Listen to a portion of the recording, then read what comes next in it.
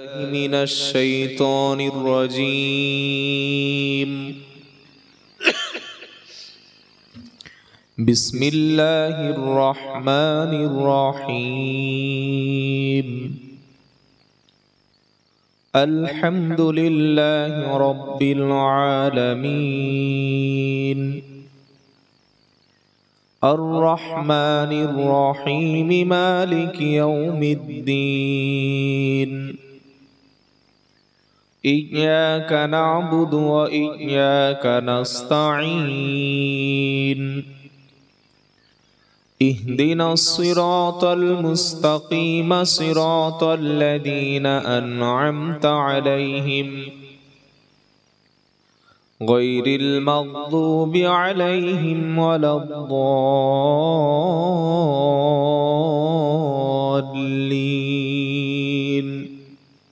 آمين. صدق الله العظيم. اللهم صل على سيدنا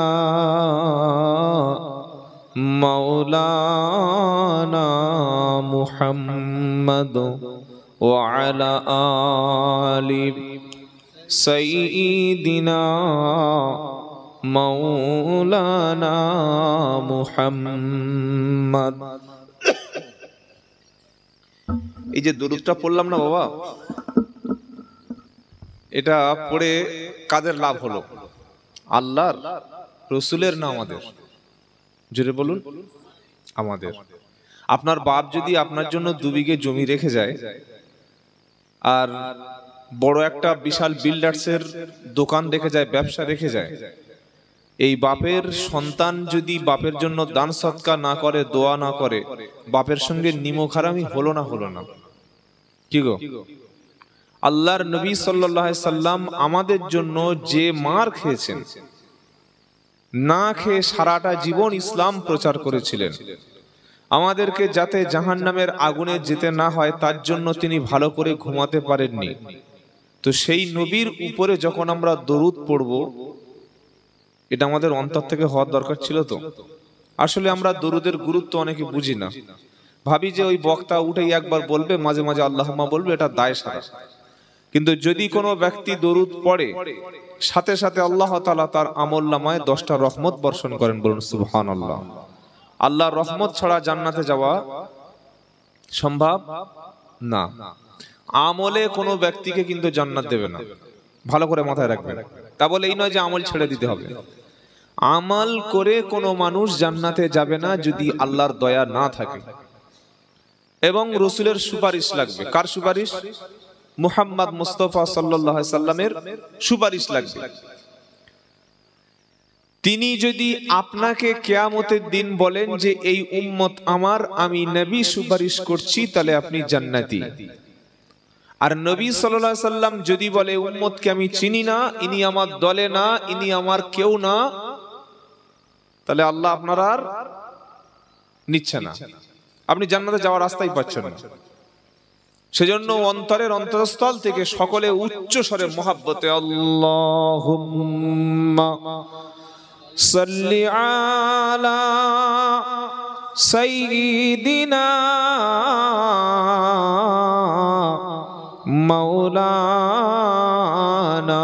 মুহাম্মদ ওয়া আলা আলি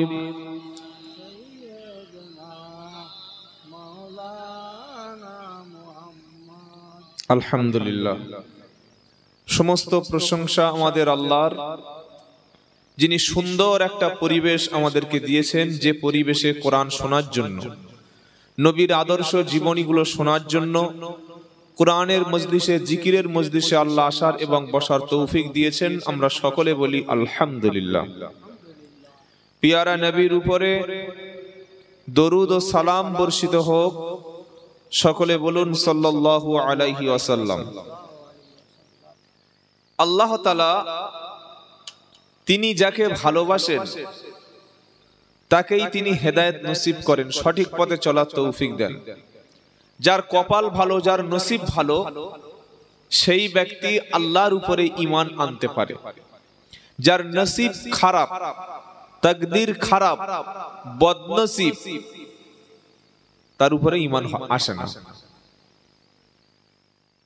নবীর বিবি ছিল এমন দুজন, যে দুজন নবীর সাথে সারা জীবন সংসার করেছে, সারা জীবন নবীর সাথে সময় দিয়েছে, কিন্তু নবীকে নবী বলে মেনে নিয়ে লা ইলাহা ইল্লাল্লাহ পড়বে এইটুকু বলতে পারে নাই। শুনে আশ্চর্য হচ্ছেন না? কি গো, ইমাম সাহেবের ছেলে, মুফতি সাহেবের ছেলে, পীর সাহেবের ছেলে না, স্বয়ং নবীর স্ত্রী। কোন কোন নবী? যে দুজন নবীর নাম কোরআনে এসেছে, একটা হচ্ছে লূত আলাইহিস সালাম, আর একটা হচ্ছে হযরতে নূহ আলাইহিস সালাম। নূহ নবী নাম শুনেন নাই? যে নবী সবচাইতে বেশি বেঁচে ছিলেন পৃথিবীতে আদম নবীর পরে, যাকে বলা হয় সেকেন্ড আদম, দ্বিতীয় আদম, নূহ আলাইহিস সালাম দ্বিতীয় আদম বলা হয়। এই নূহ নবী প্রায় ৯৫০ বছর বেঁচে ছিল, কিন্তু তার স্ত্রী একদিনের জন্য লা ইলাহা ইল্লাল্লাহ এইটুকু বলতে পারে না। আবার লূত আলাইহিস সালাম বলে একজন নবী ছিলেন, তার স্ত্রীও ঠিক কাফের ছিল। আশ্চর্য। আবার নূহ আলাইহিস সালামের ছেলে ছিল কেনান, সেও কাফের ছিল, ঈমান আনতে পারে। আবার মুহাম্মদ সাল্লাল্লাহু আলাইহি ওয়াসাল্লামের নিজের চাচা আবু তালেব ছিল, সেও কাফের ছিল। মুহাম্মদ সাল্লাল্লাহু আলাইহি ওয়াসাল্লামের নিজের আরেকটা চাচা আবু লাহাব, সেও কাফের ছিল। কি আশ্চর্য! আর কাফের বড় আল্লাহদ্রোহী নবীর দুশমন ফেরাউন, তার স্ত্রী হলেন একজন জান্নাতি রানীদের সর্দারি। নিজরে বলুন সুবহানাল্লাহ। কি নাম? আসিয়া। চিন্তা করতে পারছেন? নবীর ঘরে হয়ে কাফের হয়ে কবরে চলে গেল, আর কাফেরের ঘরে স্ত্রী হয়ে ঈমান এনে জান্নাতি ঘোষণা হয়ে কবরে চলে গেল। সুবহানাল্লাহ। সেজন্য কার ছেলে কোন বংশে এসেছে বা কোথায় বাড়ি, এইগুলি বিবেচনার বিষয় নয়। বিবেচনার বিষয় হচ্ছে যে আমলটা কি, কাজটা কি। হাজী সাহেবের ছেলে অনেক সময় মাতাল হয়ে যায়, যায় কি যায় না? মাওলানা সাহেবের ছেলে অনেক সময় খারাপ পথে নেমে যায়। আবার একজন পাকা জুয়াখোর, পাকা মাতালের ছেলে, তার বংশের কোনো নাম নাই, সেই ঘরে আল্লাহ একজন হাক্কানি আলেম দান করেন। জোরে বলুন সুবহানাল্লাহ। সুতরাং যার নসিব ভালো, যার তাকদীর ভালো, যার কপাল ভালো, সেই ব্যক্তি কলেমা পড়ে আল্লাহর উপরে ঈমান আনতে পারে। তো আজকের আমরা আলোচনা করব যে বিষয়ের উপরে, বিষয়টা হচ্ছে আল্লাহর জিকির। কি নাম বললাম? জিকির। জাল, কাফ, র, তিনটি অক্ষরে একটা শব্দ জিকির। বাংলায় থেকে হলে হবে অন্ত্যেজ্য হস্যই, কয়হাস্যই, র, জিকির। এটা বাংলায় আরবির উচ্চারণ, আর অর্থ হলো আল্লাহর স্মরণ। অর্থ কি বললাম? আল্লাহর স্মরণ।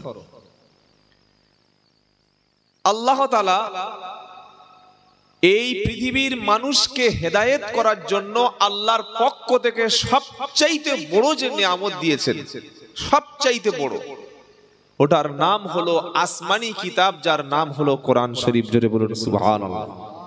সবচাইতে মূল্যবান কিতাব, যার অক্ষর প্রত্যেকটা আল্লাহর পক্ষ থেকে, যার সূরাগুলি আল্লাহর পক্ষ থেকে, যার আয়াতগুলি আল্লাহর পক্ষ থেকে, যেটার মধ্যে কোনো ভুল নাই, যেটার মধ্যে কোনো মিথ্যা নাই, যেটার মধ্যে কোনো সন্দেহের অবকাশ নাই, তার নাম হলো কোরআন।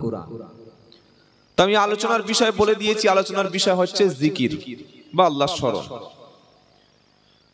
জিকির কোরআন শরীফের মধ্যে আল্লাহ তাআলা অনেকবার তিনি ব্যবহার করেছেন, এবং 5টি জিনিসকে আল্লাহ কোরআনে জিকির বলেছেন। কটা জিনিস? জোরে বলুন। 5টি জিনিসকে আল্লাহ কোরআনে বলেছেন জিকির। নাম্বার 1, কোরআনের একটা নাম হলো জিকির। পারা নাম্বার 14, পৃষ্ঠা নাম্বার 1, লাইন নাম্বার 7, আয়াত নাম্বার 9, সূরার নাম আল হিজর। আল্লাহ বলছেন, ইন্না নাহনু নাযালনা যিকরা ওয়া ইন্না লাহু লাহাফিজুন। নিশ্চয়ই আমি আল্লাহ এই জিকির নাজিল করেছি, পাঠিয়েছি আসমান থেকে, আর এটার হেফাজতের দায়িত্ব স্বয়ং আমি আল্লাহ নিয়েছি। বলুন সুবহানাল্লাহ। আল্লাহ যদি না কোরআনের দায়িত্ব নিতেন, যে দুশমনি কোরআনের সঙ্গে পৃথিবীতে প্রথম থেকে হয়ে আসছে, কোরআন থাকা সম্ভব হতো না। আরো 3টে কিতাব নষ্ট হয়ে গেছে। কি? তাওরাত, মুসা নবীর উপরে কিতাব, জাবুর দাউদ নবীর উপরে কিতাব, ইনজিল ঈসা আলাইহিস সালামের উপরে নাজিলকৃত কিতাব। এই 3টি কিতাব ঠিক যেমন কোরআন নবী সাল্লাল্লাহু আলাইহি ওয়াসাল্লামের উপরে নাজিল হয়েছিল, এই 3টি কিতাব ওই 3জন নবীর উপরে আসমানি কিতাব, কিন্তু সেই কিতাব আর নাই। বাড়াতে কমাতে কমাতে বাড়াতে এরকম বিকৃতি করতে করতে পুরো শেষ করে ফেলেছে, কিতাবটা টুকরো টুকরো করে দিয়েছে। কিন্তু যেহেতু আল্লাহ দায়িত্ব নিয়েছেন কোরআনের, তাই যতদিন পর্যন্ত কিয়ামত না হচ্ছে ততদিন পর্যন্ত কোরআন কোনোদিন নষ্ট হবে না। বলুন সুবহানাল্লাহ। জিকিরের দ্বিতীয় অর্থ হলো উপদেশ। কি বললাম বাবা? উপদেশ। আচ্ছা, কেটে কেটে বলছি, অসুবিধা হচ্ছে না তো? সুরের জায়গায় সুর হবে, অসুবিধা নেই। আসলে আমরা সুরটা একটু পছন্দ করি, বাঙালি মানুষ তো, একটু সুর দিলে মনে হয় খুব ভালো লাগে, কিন্তু কিছু কিছু জায়গায় একটু কেটে বললে ভালো হয়। কি গো? হ্যাঁ, বোঝার জিনিস। ইনশাআল্লাহ সুরের সময় সুর হবে, সব ঠিকঠাক হয়ে যাবে, চিন্তা করবেন না। জিকিরের দ্বিতীয় অর্থ হলো উপদেশ। পারা নাম্বার 28, 26, পৃষ্ঠা নাম্বার 19, লাইন নাম্বার 11, আয়াত নাম্বার 28, সূরার নাম কফ। আল্লাহ বলছেন ফাযাক্কির ফাইন্নাদ যিকরা, আল্লাহ বলছেন ফাযাক্কির বিল কুরআনি মান ইয়াখাফু ওয়াঈদ। হে নবী, যারা আমাকে ভয় করে তাদেরকে তুমি কোরআন দ্বারা উপদেশ দান করো। জোরে বলুন। জিকিরের দ্বিতীয় অর্থ কি বললাম?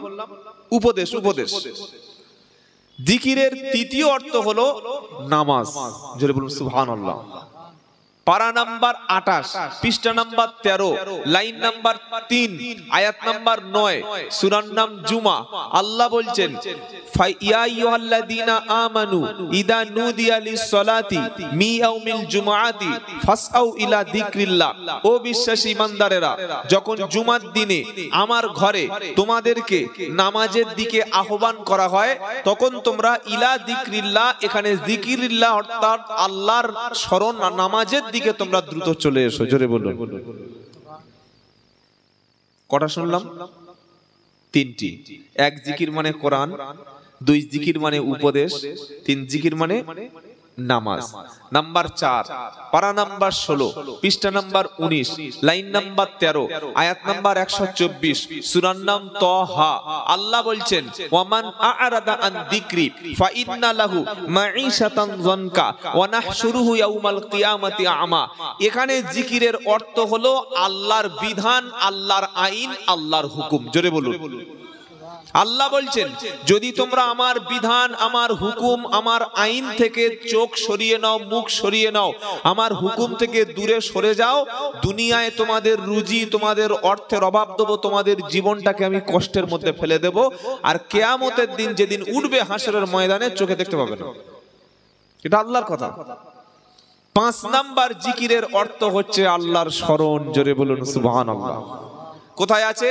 দ্বিতীয় পারা, দ্বিতীয় পৃষ্ঠায় 11 নম্বর লাইন, 152 নম্বর আয়াত, সূরার নাম বাকারা। ফাযকুরুনি আযকুরকুম ওয়াশকুরু লি ওয়ালা তাকফুরুন। আল্লাহ বলছেন তোমরা আমার স্মরণ করো, আমি আল্লাহও তোমাদের স্মরণ করব। তোমরা আমার শুকরিয়া আদায় করো, কৃতজ্ঞ হয়েও না। জোরে হবে না সুবহানাল্লাহ। কোরআন থেকে কটা অর্থ বার করলাম জিকিরের? 5টা। 1 কোরআন জিকিরের অর্থ, 2 উপদেশ, 3 নামাজ, 4 আল্লাহর বিধান, 5 আল্লাহর স্মরণ। জোরে হবে না সুবহানাল্লাহ। এবার চলুন একটা একটা করে বিস্তারিত ব্যাখ্যা শুরু করি। প্রথমে আমরা বলেছিলাম জিকিরের অর্থ হলো কুরআন। জিকিরের অর্থ কুরআন। ধরুন আপনি বললেন আল্লাহু আকবার। কি বলেন বাবা? একটু জোরে বলুন। এটা বললে সওয়াব আছে না নাই? আছে, আছে। একটা অক্ষর আলিফ যদি কোনো বান্দা উচ্চারণ করে, সাথে সাথে আল্লাহ 10টা নেকি লিখে দেয়। বলুন সুবহানাল্লাহ। যেমন কেউ পড়লো বিসমিল্লাহির রহমানির রহিম,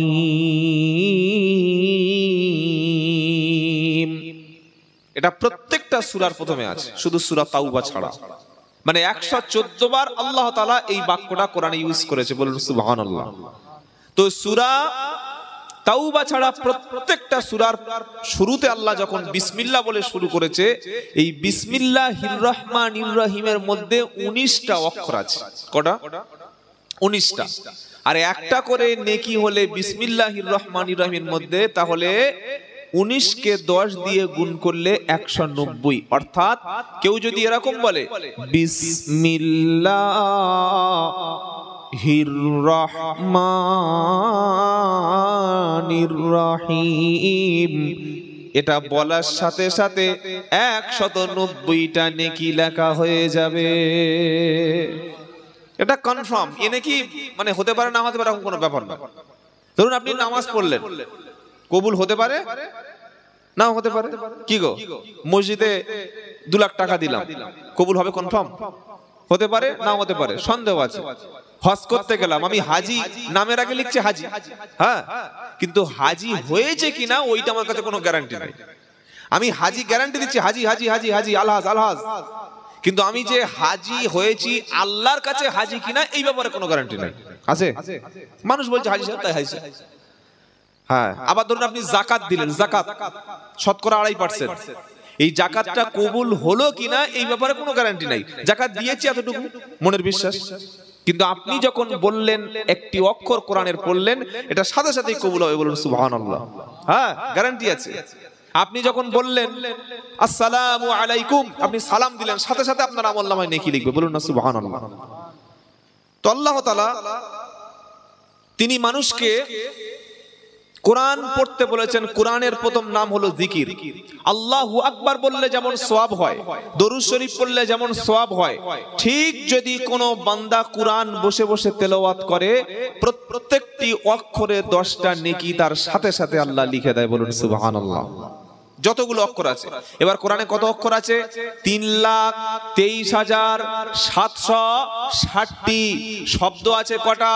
86,430টি। বাক্য আছে কটা? 6,666। সূরা আছে কটা? 114টি। এবার বলুন 3,07,760টি অক্ষর যদি কোনো মানুষ পড়ে, সাথে সাথে ওর সঙ্গে 10 গুণ করলে কত লাখ নেকি হবে? জোরে বলুন না সুবহানাল্লাহ। অনেক নেকি আছে না নেই? কেন সবচাইতে বেশি যে কিতাবটা আমরা পড়বো নাম কি? কোরআন। অনেকে বলবেন হুজুর আমি তো এক খতম আমার দ্বারা সম্ভব নয়, বয়স হয়ে গেছে, চোখ টোক ঠিক মতো দেখতে পাই না, এখন আমার কোনো সহজ রাস্তা আছে? বলে দেবো, সহজ রাস্তা বলে দেবো কি? সকলে বললে তাহলে বলুন। আপনি খাবেন না গোশ, আর আমি গোশ নিয়ে ঘুরে ঘুরে তো লাভ নেই। যদি ডাকে তবে তো দেবো। কি গোশের বালতি নিয়ে সব জায়গায় ঘুরছে, কেউ নিয়ে চলে গেল। কি গো, ওই সূরাটির নাম হলো সূরা ইখলাস। সুবহানাল্লাহ। কুল হু আল্লাহু আহাদ আল্লাহুস সামাদ লাম ইয়ালিদ ওয়া লাম ইউলাদ ওয়া লাম ইয়াকুল লাহু কুফুয়ান আহাদ। সুবহানাল্লাহ, আল্লাহর কালাম। কি গো ওয়াজিদা, এই সূরাটি যদি কোনো বান্দা একবার তেলাওয়াত করে, সাথে সাথে কোরআন শরীফের 10 পারার নেকি তার আমলনামায় লেখা হবে। আবার যদি কেউ পড়ে কুল হু আল্লাহু আহাদ আল্লাহুস সামাদ লাম ইয়ালিদ ওয়া লাম ইউলাদ ওয়া লাম ইয়াকুল লাহু কুফুয়ান আহাদ, এবার কত নেকি হলো? আরো 10 পারা, মানে 20 পারার নেকি হয়ে গেল। আর একবার কুল হু আল্লাহু আহাদ আল্লাহুস সামাদ লাম ইয়ালিদ ওয়া লাম ইউলাদ ওয়া লাম ইয়াকুল লাহু কুফুয়ান আহাদ, এবার হয়ে গেল 1 খতম। রাত্রিবেলা 1 খতম কোরআন শরীফ পড়ে ঘুমানো যাবে? যাবে কি যাবে না? ইনশাআল্লাহ বলুন না ইনশাআল্লাহ। এই সূরার মধ্যে আল্লাহর পরিচয় আছে। আমাদের আই কার্ড আছে না, আধার কার্ড আছে না, প্যান কার্ড যেমন আছে, তো কোরআনুল কারীমের যে আল্লাহর যে আইডেন্টিটি, আল্লাহর আইডেন্টিটি পরিচয় যে সূরার মধ্যে আছে, ওই সূরার নাম হচ্ছে সূরাতুল ইখলাস। নবীর একজন সাহাবা, ওনাকে লিডার বানিয়ে যুদ্ধের ময়দানে পাঠিয়ে দেওয়া হয়েছে, লিডার। তো লিডার যিনি হবেন তার দায়িত্ব হচ্ছে ইমামতি করা। কি বলছি বুঝতে পারছেন না? যিনি সমাজের নেতা হবে তার মধ্যে অন্তত মিনিমাম কোরআনুল কারীম পড়ার মতো যোগ্যতা থাকবে। যিনি মসজিদ কমিটির সেক্রেটারি হবেন, মসজিদের সভাপতি সাহেব হবেন, মসজিদের ক্যাশিয়ার হবেন, মসজিদ পরিচালনা করবেন, তার মধ্যে মিনিমাম এতটুকু অ্যাবিলিটি থাকবে যে ইমাম নামাজের অবর্তমানে, ইমামের অবর্তমানে অনুপস্থিতিতে তিনি যেন অন্তত সূরা ফালাক আর নাস দিয়ে অন্তত নামাজটা পড়াতে পারেন। যদি তিনি নামাজ পড়ানোর অযোগ্য ব্যক্তি হয়, এই ব্যক্তির সেক্রেটারি পদে না থাকাটাই ভালো। কি বলছি বুঝতে পারছেন না আপনারা? আপনি মসজিদের বড় দায়িত্ব নিয়েছেন কিন্তু কোরআন পড়তে পারছেন, এটা তো আপনার লজ্জার বিষয়। আপনার মসজিদ থেকে লাভটা কি হলো? কি গো ভাই জানা বাবাজিরা, আল্লাহ ভাইরা, তো নবী বললে যাও, তোমাকে জিহাদের ময়দানে পাঠিয়ে দিয়েছি, তুমি গিয়ে নেতৃত্ব দেবে। এখন জিহাদের ময়দানে নামাজ আছে না নাই? কি গো, নামাজ কোন অবস্থায় মাপ নাই। পুরুষের জন্য শুধুমাত্র দুইটা সময় নামাজ তার জন্য ছাড় আছে। একটা হলো কোন পুরুষ যদি পাগল হয়ে যায়, যতক্ষণ সেন্স আসবে না, যতক্ষণ পাগল হিসাবে থাকবে, পাগলামি যতক্ষণ সুস্থ হবে না, এই সময়টুকু তার জন্য নামাজ মাপ। আর একটা অবস্থায় পুরুষের জন্য নামাজ মাপ, সেই অবস্থাটা হলো বেহুশ। কি হয়ে যায়? সেন্সলেস হয়ে যায়, বেহুশ লোক হয়ে যায় না? 7 ঘন্টা 8 ঘন্টা 9 ঘন্টা 10 ঘন্টা 12 ঘন্টা অনেক সময় অপারেশনের পরে বেহুশ হয়ে যায়। বেহুশ হয়ে থাকা অবস্থা তার জন্য নামাজ মাফ আছে। আর বেটা ছেলের জন্য কোন অবস্থায়, কোন হালতে, কোন পজিশনে, কোন বিপদে, কোন সিচুয়েশনে তার জন্য নামাজ মাফ নাই। সুবহানাল্লাহ। জিহাদের ময়দানে নামাজ, হ্যাঁ সেখানে নামাজ। তো তিনি নামাজে ইমামতি করছেন, প্রত্যেকটা রাকাতের নামাজে তিনি সূরা ফাতিহার পরে সূরা ইখলাস দিয়ে নামাজ পড়াচ্ছেন। বিশ্ব নবীর কাছে যুদ্ধ থেকে ফিরে এসে সাহাবারা কমপ্লেন করলেন, অভিযোগ পত্র জমা দিল, হে আল্লাহর নবী, এই ব্যক্তি যখন আমাদেরকে নামাজে ইমামতি করে, এমন একজন ব্যক্তিকে পাঠিয়েছেন সূরা ফাতিহার পরে প্রত্যেক নামাজে তিনি একই সূরা পড়ে, সূরা ইখলাস, কুল হু আল্লাহু আহাদ, এই সূরাটা দিয়ে তিনি নামাজ পড়ায়। আল্লাহর নবীজি অভিযোগটা শোনার পরে ওই ব্যক্তিকে ডাকলেন। ডেকে আনো দেখি। আসলো, আল্লাহর নবী ডেকেছে মানে সে তো ভয়ে একদম ভীত সন্ত্রস্ত হয়ে গেছে যে আল্লাহর নবী কি বলবেন। এদিকে এসো, তুমি ইমামতি করেছো কি রকম? বললে আর কিছু বলতে পারছে না। বলো বলো বলো। বললে আমি সূরা ইখলাস পড়িয়েছি সূরা ফাতিহার পরে। কেন বললে? তোমার সূরা মুখস্থ ছিল না? হ্যাঁ ছিলাম। কি গো, আপনাদের ইমাম সাহেব যদি প্রত্যেক দিন ওই সূরা ইখলাসটা মাগরিবে এশায় পড়ে, ইমামতি থাকবে তো? ইমামতি থাকবে? ওনার ইমামতির ঠিক করে দেবো আমরা, হুজুর হ্যাঁ চলবে না। সাধারণ মানুষ ফতোয়া দিচ্ছে এই ইমামের পিছনে নামাজ হবে না। কি দিচ্ছে না, তাই না? ইমামের পিছনে নামাজ হবে কিনা এই ফতোয়াটা একজন মুফতি সাহেব দিতে পারে, সাধারণ মানুষের দেওয়ার অধিকার নেই। ফতোয়া দেওয়ার ডিপার্টমেন্ট পুরো মুফতি সাহেবদের। কোন বক্তা, কোন আলেম ফতোয়া দিতে পারে না। আমরা তো জলসায় বলে দিই ওর বক্তব্য শোনার জায়েজ নাই। আমরা জলসায় বলে দিই অমুক বক্তা কাফের, বলি না? আরে বলছি না, বলি না? আমরা বক্তায় জলসায় বলে দিচ্ছি ওই বক্তাটা দাওয়াত করলে আমরা যাব না। আমরা জলসায় বলে দিচ্ছি অমুক বক্তার বক্তব্য শোনা যাবে না। এরকম প্রশ্ন করছি। কিন্তু একজন বক্তার পিছনে, আলেমের পিছনে নামাজ হবে কিনা, তার বক্তব্য শোনা যাবে কিনা, তিনি কোরআন সুন্নাহর বিপরীত কথা বলে কিনা, এটার ঠিক করবেন মুফতি। মুফতি মানে কি? Islamic lawyer. ইসলামিক লয়ার মানে কি?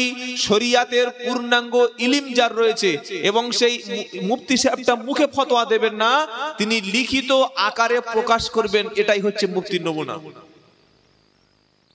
আর এখন জলসার মাঝখানে শুধু কাফের, সব কাফের ঝুড়ি নিয়ে বসে, সব শোনেন আপনারা, শুধু কাফের, একদম উদুমে বলেছে ও কাফের, ও কাফের, সব কাফের, সব কাফের। আল্লাহর নবী কোন ব্যক্তিকে কোনোদিন এইভাবে কাফের বলেন নাই। নবীর সামনে মুনাফিক ধরা পড়েছে।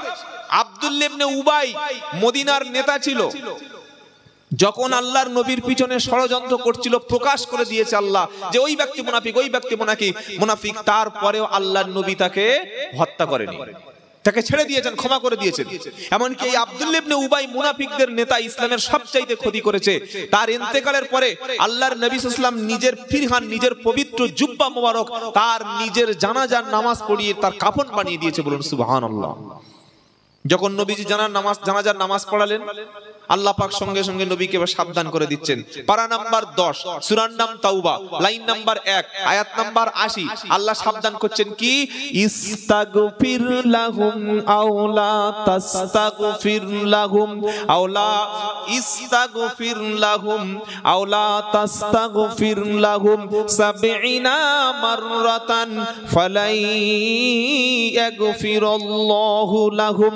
হে নবী, আপনি যার নামাজ পড়ালেন জানাজা মানে হলো ক্ষমা প্রার্থনা করা, জানাজা মানে হলো মাইয়িতের জন্য দোয়া করা, জানাজা মানে হলো মৃত ব্যক্তিদের জন্য জীবিত ব্যক্তি আল্লাহর কাছে ক্ষমা চাওয়া। আপনি যে আব্দুল্লাহ ইবনে উবাইয়ের জন্য দোয়া চাইলেন, আপনার নিজের কাফনটা খুলে তার জন্য আপনি কাফনের ব্যবস্থা করে দিলেন। আপনার পবিত্র জুব্বা মোবারক, যে জুব্বা মোবারকটা গোটা পৃথিবী যদি কয়েক কোটি বার বিক্রি করে দেওয়া হয়, আর কোন ব্যক্তির কাছে যদি বিশ্ব নবীর জুব্বা মোবারক দেয়া হয়, পৃথিবীর ধনী মুসলমান পৃথিবী পরিমাণ স্বর্ণ দিয়েও আল্লাহর নবীর জুব্বা কিনে নিতে পারে। কি গো, পারে না? পারে না? পারে।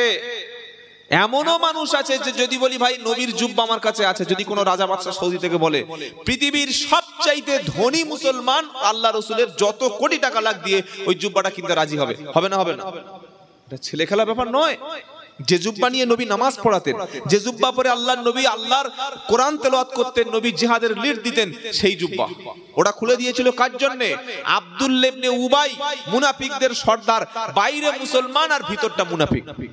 কি বলছি বুঝতে পারছেন না? তরমুজ তরমুজ তরমুজ দেখেছেন আপনারা? তরমুজ খান না? বাইরে কি গ্রিন, বাইরে কালো, সবুজ টাইপের, একটু ব্লু টাইপের, নীল, আর ভিতরটা লাল, রেড। তো আমাদের মুসলমানদের মধ্যে মুনাফিক আছে, বাইরেটা ঈমান এনেছে, ভিতরটা কিন্তু ঈমান আনেনি। ওই ছিল মুনাফিকদের সর্দার।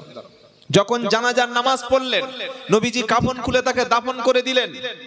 নিজের জুব্বা মোবারক খুলে আল্লাহর সাথে সাথে সাবধান করলেন কি, ইস্তাগফির লাহুম আও লা তাস্তাগফির লাহুম। নবী, আপনি তার জন্য ক্ষমা চান আর না চান দুটোই সমান। আপনি চাইলেও লাভ নাই, আর না চাইলেও একই ব্যাপার। কি গো, আপনি যদি আব্দুল্লাহ ইবনে উবাইয়ের জন্য দোয়া করেন তো আমি আল্লাহ ক্ষমা করব না, না করলেও ক্ষমা করব না। এমন কি আওলা তাস্তাগফির লাহুম 70 মাররাতান ফালাই ইয়াগফিরুল্লাহু লাহুম। আপনি যদি আব্দুল্লাহ ইবনে উবাইয়ের জন্য 70 বার যদি আপনি ক্ষমা চান, আল্লাহ ক্ষমা করে দাও, আল্লাহ ক্ষমা করে দাও, আল্লাহ মাফ করে দাও, একবার দুবার তিনবার নয়, গুনে গুনে কোরআনে সূরা তাওবার 80 নম্বর আয়াতটা খুলুন।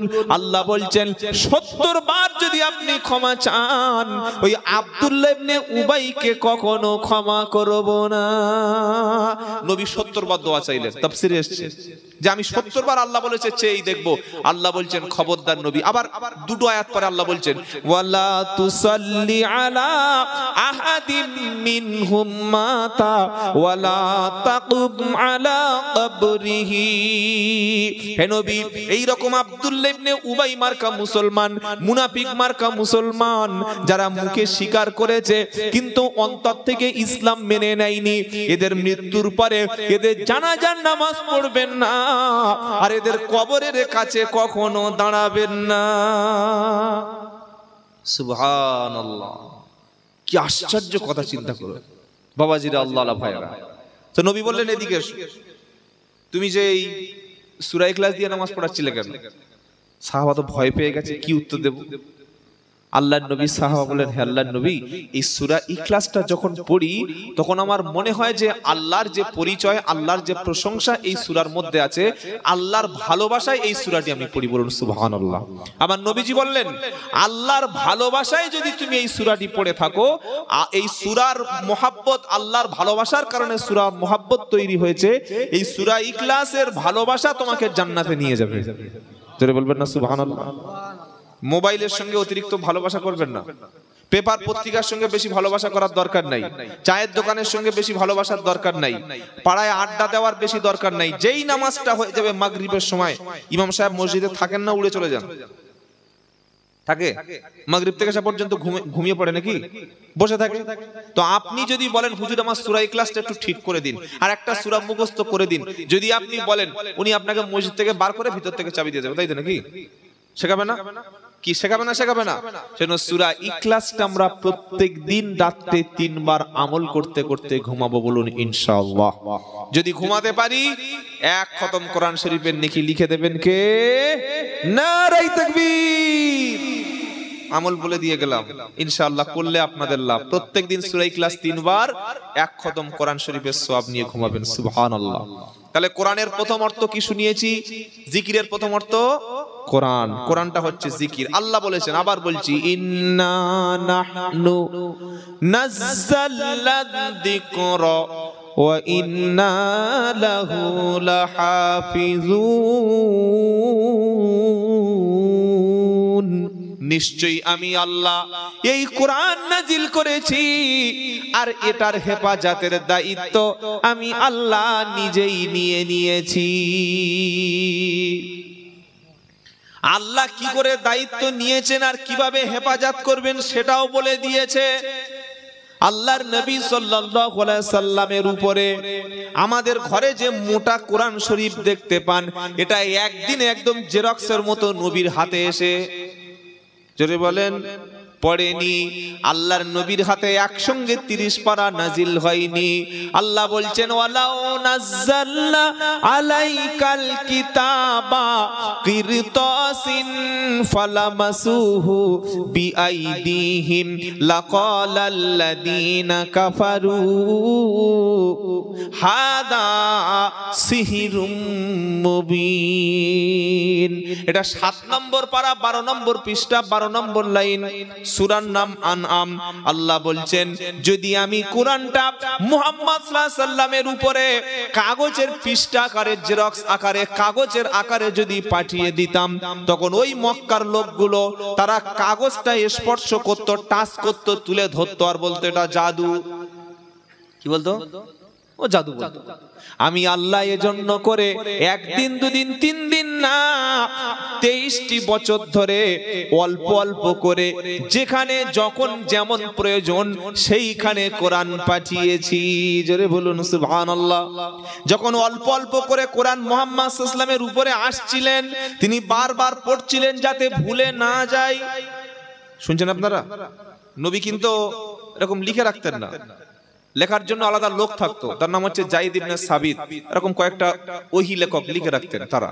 কিন্তু আল্লাহর নবী খালি জবান থেকে যেই জিবরাইল এসে শুনিয়ে দিতেন, ধরুন 1 মিনিটের জন্য, কিছু মনে করবেন না, ইনি জিবরাইল আর এখানে একজন আছেন মুহাম্মদ সাল্লাল্লাহু আলাইহি ওয়াসাল্লাম, দুজনেই বসে আছেন। যেই জিবরাইল নবীর কাছে বসে গেল, জিবরাইল জোরে জোরে পড়ে নিল, নবী সাল্লাল্লাহু আলাইহি ওয়াসাল্লাম একবার শুনে নিলেন। জিবরাইল বললেন, ইয়া রাসূলুল্লাহ আপনি পড়ুন। নবী সাল্লাল্লাহু আলাইহি ওয়াসাল্লাম পড়ে নিলেন। সঙ্গে সঙ্গে জিবরাইল দেখলেন যে আল্লাহ ঠিক যেভাবে বলতে বলেছে, পাঠিয়েছে, ওইভাবে নবী পড়ে নিয়েছেন। সঙ্গে সঙ্গে জিবরাইল চলে যাচ্ছেন, বলুন সুবহানাল্লাহ। তো এইভাবে যখন একটা আয়াত নাজিল হচ্ছে, নবী খালি পড়ছে, বারবার পড়ছে, বারবার পড়ছে, যেন ভুলে না যায়। কি গো? হ্যাঁ। তো আল্লাহ পাক দেখলেন নবীর ঠোঁট প্রচুর নড়ছে, মানে জিহ্বা তাড়াতাড়ি নড়ছে, কষ্ট হচ্ছে। আল্লাহ বলছেন, আমার নবীর তো কষ্ট হচ্ছে। কি গো? আল্লাহ আবার বলছেন, লা তুহাররিক বিহি লিসানাকা লিতাজালা বিহি ইন্না আলাইনা জামআহু ওয়া কুরআনা। 29 নম্বর পারা, সূরার নাম কিয়ামত, 3 নম্বর 4 নম্বর 5 নম্বর লাইন, 16 নম্বর আয়াত, লা তুহাররিক বিহি লিসানাকা লিতাজালা বিহি ইন্না আলাইনা জামআহু ওয়া কুরআনা। আমার আল্লাহ বলছেন, নবী কোরআনটা মুখস্থ করার জন্য আপনাকে দেখছি খুব কষ্ট করছেন, মুখস্থ যাতে তাড়াতাড়ি হয় সেজন্য দ্রুত আপনার ঠোঁটটা নড়ছে, আপনার কষ্ট হচ্ছে। খবরদার এমন কষ্ট করার কোনো প্রয়োজন নাই। এবার জিবরাইল আলাইহিস সালাম যখন আপনার কাছে গিয়ে কোরআনের বাণী শোনাবে, একবার জিবরাইল পড়বেন, আপনি তার সাথে সাথে উচ্চারণ করবেন, ওটা ওটাকে সিনার মধ্যে মুখস্থ করিয়ে দেওয়ার দায়িত্ব আমি আল্লাহ নিয়ে নিলাম। নবীর জীবনে যখন ইন্তেকাল করেন তখন কোরআনের হাফেজ ছিল 22 জন। কজন জোরে বলুন? এখন তো একটা পাড়ায় 10-12 জন কি আছে না নাই? আরো বেশি, বাড়ি বাড়ি হাফেজ আলহামদুলিল্লাহ। একটা পাড়া এখন 4-5 জন হাফেজ। কিন্তু নবী যখন ইন্তেকাল করছেন, পৃথিবীতে চলে যাচ্ছেন, নবীর 63 বছর বয়সে, সেই সময় মদিনার জমিনে ছিল 22 জন হাফেজ। কজন? 22 জন। তো নবী ইন্তেকাল করছেন আর মাত্র 22 জন হাফেজ বেঁচে আছে। আর তখন কিন্তু এই যেভাবে এখন মসজিদে কোরআন পাওয়া যায়, যায় না কি যায় না? আমাদের বাড়িতে বাড়িতে কোরআন আছে, মাদ্রাসায় কোরআন আছে, 300 টাকা 400 টাকা দিলে একটা কোরআন আপনাকে দিয়ে যাবে, যাবে না? কিন্তু তখন এইভাবে কোরআন একত্রে ছিল না। ওই যে বললাম, নবীর পাশে বসে বসে লিখতেন সাহাবা, যায়েদ ইবনে সাবিত আর অন্যান্য সাহাবারা। কোন একটা, তখন তো আর কাগজ ছিল না, কম্পিউটার ছিল না। এখন কিছু হলো কম্পিউটারে লোড করে দিলাম, কিছু হলো কাগজে লিখে প্রিন্ট আউট করে দিলাম, হয় কি হয় না? কিছু হলো একটা পিডিএফ বার করে নিলাম। তখন তো পিডিএফ নাই, কম্পিউটার নেই, ল্যাপটপ নাই, কোনো কাগজ নাই, কি করবে? সাহাবারা লিখতেন এই রকম বিশাল বড় একটা পাথর, পাথরের উপরে ধরুন ইন্না আনজালনাহু ফি লাইলাতিল কদর, এই সূরাটি লিখে রেখেছে। আপনারা শুনতে বুঝতে পারছেন তো? সূরাটি লিখে রেখেছে। ধরুন সূরা লাহাব, তাব্বাত ইয়াদা আবি লাহাবি ওয়া তাব, এই সূরাটি একটা গাছের পাতায়, বড় পাতা শুকিয়ে তার উপরে লিখে রেখেছে।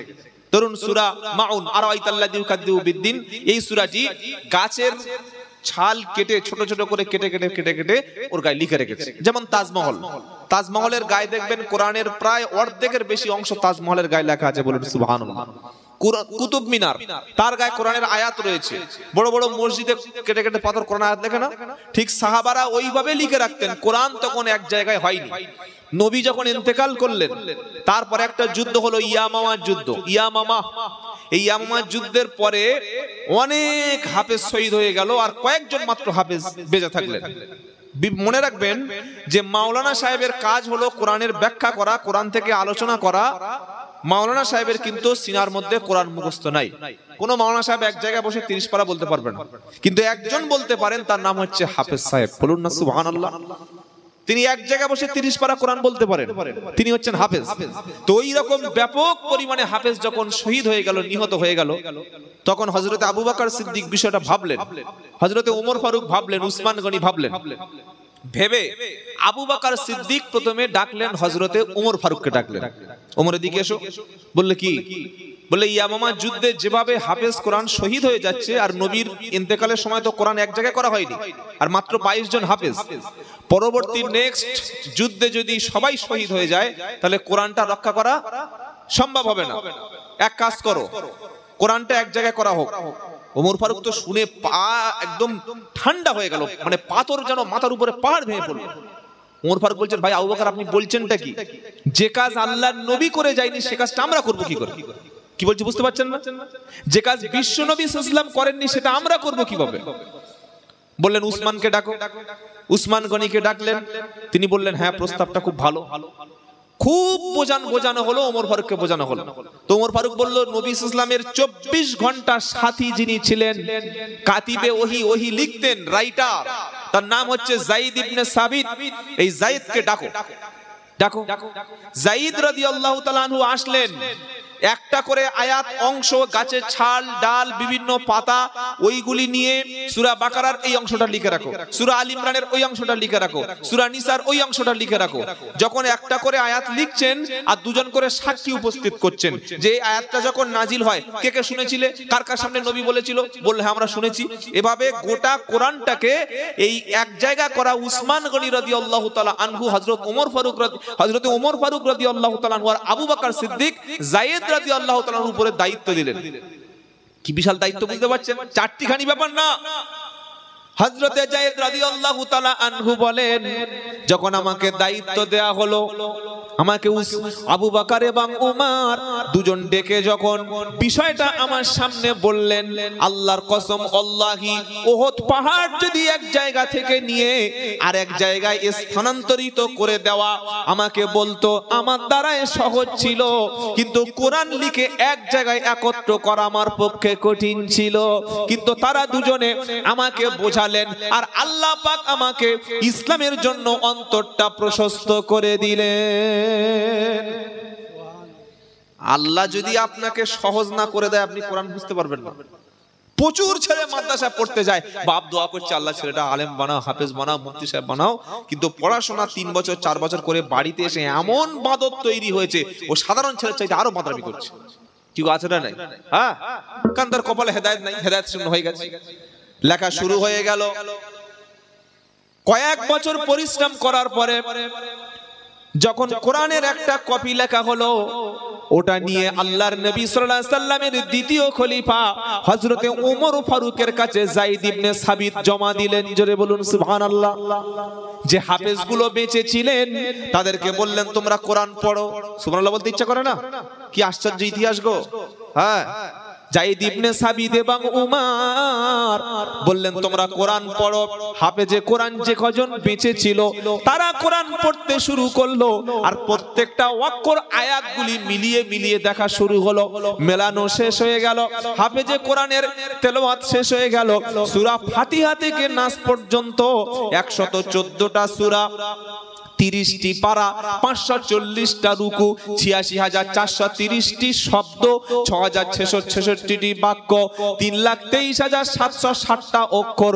যেমন ভাবে হাফেজ পড়েছিল যায়েদ ইবনে সাবিত এইভাবে একত্রে লিখে ফেললো। জোরে বলুন সুবহানাল্লাহ। এই অংশটা নিয়ে হযরত ওমর ফারুকের কাছে পাণ্ডুলিপি আকারে জমা দেয়া হলো। ওমর ফারুক যতদিন খেলাফতের দায়িত্ব ছিলেন মদিনায়, ততদিন তার কাছে এটা সংগ্রহ ছিল। আর ওমর ফারুক ইন্তেকাল করার সময় ওমর ফারুকের মেয়ে রাসূল পাক সাল্লাল্লাহু আলাইহি সাল্লামের স্ত্রী আম্মাজান হাফসা রাদিয়াল্লাহু তাআলা আনহার কাছে দিয়ে ওমর ফারুক ইন্তেকাল করলেন। হাফসা রাদিয়াল্লাহু তাআলা আনহা রাসূলের একজন প্রিয়তমা স্ত্রী ছিলেন। 3 নম্বর খলিফা হলেন, নাম হচ্ছে উসমান ইবনে আফফান। কি গো, জানেন না উসমান গনি রাদিয়াল্লাহু তাআলা? জানেন না? জানেন না? এই উসমান ইবনে আফফান রাদিয়াল্লাহু তাআলা আনহু তিনি দেখলেন বিভিন্ন জায়গার লোক বিভিন্ন ভাবে কোরআনের আয়াত পড়া শুরু করে দিয়েছে, এক এক লোক এক এক রকম ভাবে পড়ছে। উসমান গনি বললেন, এইবার উসমান গনি খেলাফতের দায়িত্ব নিয়ে রাসূলের স্ত্রী আম্মা জান হাফসা, ওমর ফারুকের মেয়ে আম্মা জান হাফসা রাদিয়াল্লাহু তাআলা আনহা তার কাছে গিয়ে বললেন, ওই পাণ্ডুলিপিটা দাও, ওই কপিটা দাও। ওটা নিয়ে হাজার হাজার তিনি কোরআন আবার নতুন করে ওই কপি দ্বারা তিনি লিখে গোটা সমস্ত খেলাফতের মধ্যে সবকিছু ছড়িয়ে দিলেন। জোরে বলুন সুবহানাল্লাহ। এজন্য উসমান গনিকে বলা হয় জামিউল কুরআন। আবু বকর, উমর, যায়েদ রাদিয়াল্লাহু তাআলা, উসমান গনি রাদিয়াল্লাহু তাআলা যদি এই মেহনতটা না করে যেতেন, আপনি কোরআন পেতেন না। কোরআন থাকতো না আপনার কাছে। পাবেন কি করে আপনি? বলে হুজুর, তাহলে আমাদের এই যে ভারতবর্ষে কোরআনটা এলো, ওই অরিজিনাল ওইটা এসছে তো নাকি অন্য কিছু এসছে? কি গো, বিশ্বাস হয় না? অনেকে প্রশ্ন করতে পারে যে আমাদের এই, আপনাদের এটা কোন থানা? বাদুড়িয়া। বাদুড়িয়া থানায় যে আমাদের এলাকায় যে কোরআনটা মসজিদে আছে, সত্যি ওই উসমান গনির ওই কোরআন তো? হাফসা রাদিয়াল্লাহু তাআলা ওই কোরআন তো নাকি এটা আবার কম বেশি আছে? ভারতবর্ষের জমিনে ইসলাম এনেছিলেন হাক্কানি ওলিরা, হাক্কানি আলেমরা। জোরে বলুন সুবহানাল্লাহ। খাজা মহিউদ্দিন চিশতি নাম শুনেছেন? শুনেন নাই বাবা? যাকে আমরা এক কথায় বলি খাজা বাবা। কি তাই তো? কিন্তু তার ডিগ্রি, তার কোয়ালিটি, তার কোয়ালিফিকেশন, কোয়ান্টিটি আমরা অনেকে জানি না। তিনি মাত্র 7 বছর বয়সে কোরআনের হিফজ করেছিলেন। জোরে বলুন সুবহানাল্লাহ। এই বাবাজিরা, হাফেজ হওয়ার পরে তিনি আলেম হলেন। তারপরে দাওয়াতের কাজ করতে করতে, কলেমার প্রচার করতে করতে কোথাকার মানুষ আল্লাহ তাআলা তাকে হিন্দুস্তানের জন্য কবুল করলেন। জোরে বলুন না সুবহানাল্লাহ। তিনি ছিলেন হাফেজ। এইভাবে বর্তমানে আমাদের ভারত, পাকিস্তান, বাংলাদেশের জমিনে রয়েছে। মাইকম্যানটা কই? সবাই এলেন? আপনি বিয়ে হয়ে গেছে সেই সময় গরু জবাই করছে। কি বুঝলেন? একটু আগে আসবেন তো, এবার সাউন্ডটা ঠিক হয়েছে। বলি এত কষ্ট হচ্ছে কেন কথা বলতে? প্রতিদিন তো 4 ঘন্টা, কালকে 2টো প্রোগ্রাম ছিল। আমি প্রোগ্রাম 2টো করে করি না, কিন্তু সমস্যা হয়ে গেছে। মানে 6 মাস আগে কথা দিয়ে ফেলেছি। এবার ঠিক আছে ভাই, আর বাড়াতে হবে না, কমাতে হবে না। আপনি এবার গিয়ে খেয়ে শুয়ে পড়ুন। খুব দারুণ সাউন্ড। দেখি তাকবীর দিন, নারাই তাকবীর। তো কালকে 2টো প্রোগ্রাম ছিল, প্রায় 5 ঘন্টা 2 জায়গায় কথা বলতে হলো। আর আমি তো এরকম ঘড়ি দেখে বক্তব্য করি না, 2 ঘন্টা হয়ে গেছে, বক্তা নিয়ে এসো, ওই লোক আমি নই। মানুষ যতক্ষণ শুনবে শোনাবো, অত একটাই করে প্রোগ্রাম, কোনো চাপ নেই। কি গো বাবাজিরা, আল্লাহ আল্লাহ ভাইরা, অনেক বক্তা আছে, এই 2 ঘন্টা হয়ে গেছে, আর 1 মিনিট বললে টাকা বেশি দিতে হবে। কি সর্বনাশ, যেন জোন খাটতে এসেছে। কি গো, কাজ করতে গেছে 500 ইট গেঁথেছি, যদি ফের আরেকটা করে রদ্দা ধরি আর 200 টাকা দিতে হবে। আছে না নেই? এই ওয়াজের মজলিসটা এটা বানাবেন না। আর যারা বক্তব্য করতে এসে টাকা চেয়ে নেয়, টাকা ডিমান্ড করে, আল্লাহি, আল্লাহকে সাক্ষী রেখে বলছি, ওরা আলেম না, ওরা বক্তা না, ওরা গরিবের রক্ত চোষা।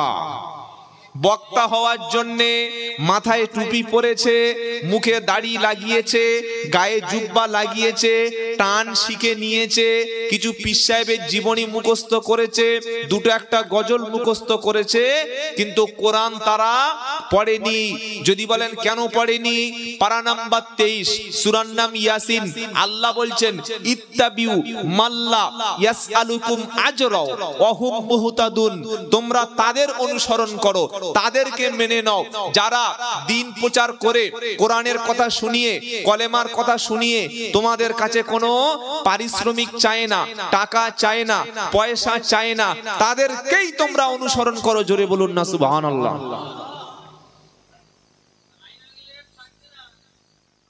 বুঝতে পেরেছ? এই বাবাজিরা, আল্লাহর নবী সাল্লাল্লাহু আলাইহি সাল্লাম এই কোরআনের প্রচার করার জন্য তায়েফে গিয়ে মার খেয়েছিলেন, সাহাবায়ে কেরামরা জীবন দিয়েছিলেন। ইমাম আজম আবু হানিফা জেলখানায় তার ইন্তেকাল হলো, শহীদ হলো। ইমাম মালিকের মারতে মারতে তার শরীর জীর্ণ শীর্ণ করে দিয়েছিলেন।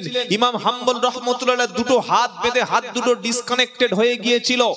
সেই সাথে সাথে এই ভারতবর্ষের জমিনে খাজা মঈনুদ্দিন চিশতি রাহমাতুল্লাহ আলাইহি, নিজামউদ্দিন আউলিয়া রাহমাতুল্লাহ আলাইহি, বড় পীর আব্দুল কাদের জিলানী রাহমাতুল্লাহ আলাইহি বাগদাদে, হযরতে সুফি ফতেহ আলী আইসি হুজুর কলকাতায়, হযরতে আশরাফ আলী থানভী রাহমাতুল্লাহ আলাইহি উত্তরপ্রদেশের থানে। নাম শুনেন আশরাফ আলী থানভী রাহমাতুল্লাহ আলাইহি? ওলি ছিলেন গো। কি গো, বসিরহাট আল্লামা রুহুল আমিন রাহমাতুল্লাহ আলাইহি বসিরহাটে, বাংলাদেশের শাহজালাল রাহমাতুল্লাহ আলাইহি, হাড়োয়ার গোরাচাঁদ রাহমাতুল্লাহ আলাইহি, এই সমস্ত আল্লাহর ওলিরা, ওলামারা বক্তব্য করে মানুষকে ইসলাম শিক্ষা দিয়ে মোটামুটি 20-30 হাজার টাকা নিতেন। দাদা হুজুর রহমতুল্লাহ অন্তত 10,000 টাকা তো ভিজিট ছিল নাকি? কি ছিলেন না? তো মেজো হুজুর অন্তত 20,000 টাকা ভিজিট তো ছিল। কি গো, মেজো হুজুর, দাদা হুজুরের ইলিম আর বর্তমান যারা বাজারজাত বক্তা তাদের ইলিম এক করলে হবে? খাজা মঈনুদ্দিন চিশতি রহমতুল্লাহর মতো ইলিমওয়ালা, আমলওয়ালা, বসিরহাট আল্লামা রুহুল আমিন রহমতুল্লাহর মতো আমলদার, ইলিম এবং আমল এই দুটি যার আছে সেই হলো আলেম। প্রচুর বড় জ্ঞানের জাহাজ, জ্ঞানের সমুদ্র, কিন্তু তার মধ্যে ইখলাস নেই, মানে আল্লাহর জন্য কাজ করতে পারে না। এই আলেম লেখাপড়া শিখে কি লাভ আছে? কথা বুঝতে পেরেছেন? তো আমার কাছে প্রশ্ন হলো, দাদা হুজুর রহমতুল্লাহ কত ভিজিট ছিল? বসিরহাট রহমতুল্লাহ, রুহুল আমিন রহমতুল্লাহ ক টাকা ভিজিট নিতেন? দাদা হুজুরের পরে বড় হুজুর, সেজ হুজুর, মেজো হুজুর, ছোট হুজুর ক টাকা ভিজিট নিতেন? নিতেন না। তাদের পরিশ্রমে, তাদের মেহনতে আমরা দিন এবং ইসলাম পেয়েছি। আমরা বক্তারা বাজারজাত করি, 20,000, 30,000, 40,000 টাকা নিজেকে বিক্রি করে দিই। আর সাধারণ মানুষ কি মনে করছে? সাধারণ মানুষ মনে করছে 30,000 টাকা নিচ্ছে মানে বড় বক্তা। এত বড় বক্তা না হলে 30,000 টাকা নেয়? কই আমাদের মুফতি সাহেব তো টাকা দেয়, টাকা নিচ্ছে মানে নিশ্চয়ই বড় লোক হবে, বিশাল বড় আলেম হবে। এটাই হচ্ছে সবচেয়ে আপনার বোঝার ভুল। এটা মাথায় রেখে দেবেন। বড় অবাক লাগে, কষ্ট লাগে। আজ যখন ফিলিস্তিনে মুসলমানরা প্রতিদিন শহীদ হচ্ছে, যখন মুসলমানদের কাপড়ের কাপড় শেষ হয়ে গেছে ফিলিস্তিনে, গত 1 সপ্তাহ বাজারে কোনো কাপড়ের কাপড় নাই, কম্বল, ব্ল্যাঙ্কেট, চাদর, প্লাস্টিক জড়িয়ে আমার কলেমার পড়া মুসলমান ভাইগুলিকে যখন দাফন করা হচ্ছে ফিলিস্তিনে, আর আমরা বক্তারা তখন টাকা নিয়ে দর কষাকষি করছি। আপনাদের এখানে গরু বিক্রি হয় কোন জায়গায়? কাটিয়াঘাট হঠাৎগঞ্জ। তো দেখবেন গরু যিনি বিক্রি করেন উনি প্রথমে একটা দাম বলেন যে ভাই আমার 20,000 টাকা, আবার একটা দালালও থাকে, থাকে কি থাকে না? গরু যে বিক্রি করে সে ডাইরেক্ট বিক্রি করে না, ও দালালের সঙ্গে চুক্তি করে দেয় আমার গরু 20,000, তুই যা পারবি বিক্রি করে 20,000 টাকা আমার হাতে দিলে হবে। কি বুঝলেন? এবার দালাল দেখলে একটা বোকা কাস্টমার পেয়ে গেছি, বোকা শোকা মুরগি টাইপের লোক, তার কাছ থেকে 25 দাম টাম হয়ে গেল, কমিয়ে টমিয়ে 23-এ চলে আসলো, মালিক পেল 20, দালাল পেল 3। ঠিক জলসার মজলিসটা আমি বলতে পারি ঠিক এরকম হয়ে গেছে। বক্তার কন্টাক্ট করার জন্য আরেকজন লোক থাকে, বক্তা ডাইরেক্ট ফোন ধরবেন না, ওই কন্টাক্ট ম্যান